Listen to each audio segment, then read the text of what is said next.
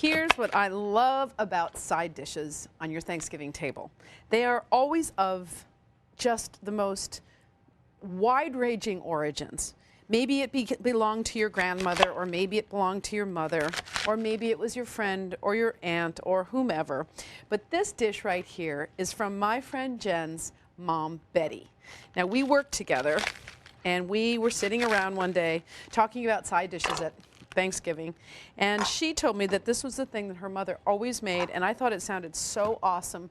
Red cabbage braised with apples, and I'm going to show you how to make it. You want to see where your green is of your cabbage, and then just start slicing it, and that's all you want to do to get started, is just slice the cabbage. Red cabbage is also a really beautiful accompaniment to your table.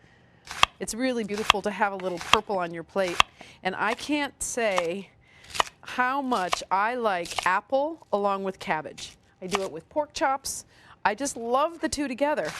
And then we have a little vinegary taste on this too, so it's got a beautiful tangy flavor that I think can really kind of cut through some of those rich flavors that are at your table at Thanksgiving time. All right, and if you are of the mind to eat leftovers, this is a pretty nice topping on a leftover turkey sandwich too.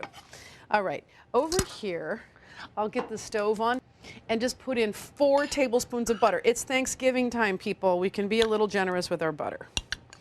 So I'm putting, sort of cutting it in pieces so it distributes around the bottom of the pan. I have a tablespoon sugar, which is going to mix really nicely with the vinegar for a sweet and sour flavor. A teaspoon of salt, 1/3 cup of water, and then 1/3 cup of distilled white vinegar. And you put this all in your pan here, and you actually want to bring it to a bit of a boil, because you want to make sure that your sugar begins to evaporate a little bit. So I'm just going to let this do its thing. I think this is on high enough. Yes, this has come to a boil. It looks like everything's dissolved. I'm putting the cabbage in. I'm then putting the top on, and I am sticking it in the oven at 325 degrees.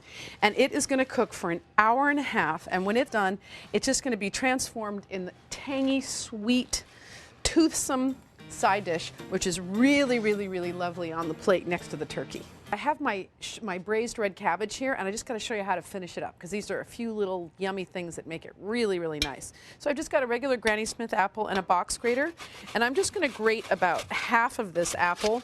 I want ultimately about 3 tablespoons of grated apple, and that turns out to be about a half. But I don't want to grate the core, so I keep looking down there.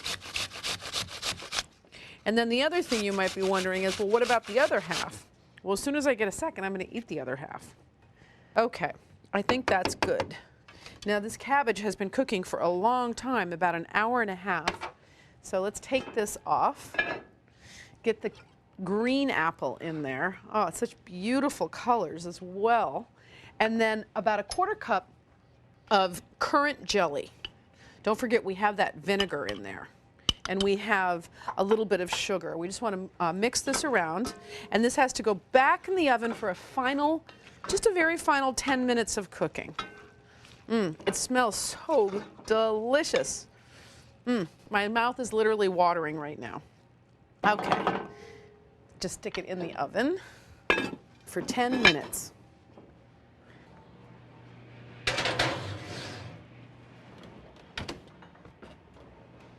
This has had its final 10 minutes of cooking, so it's ready to come out.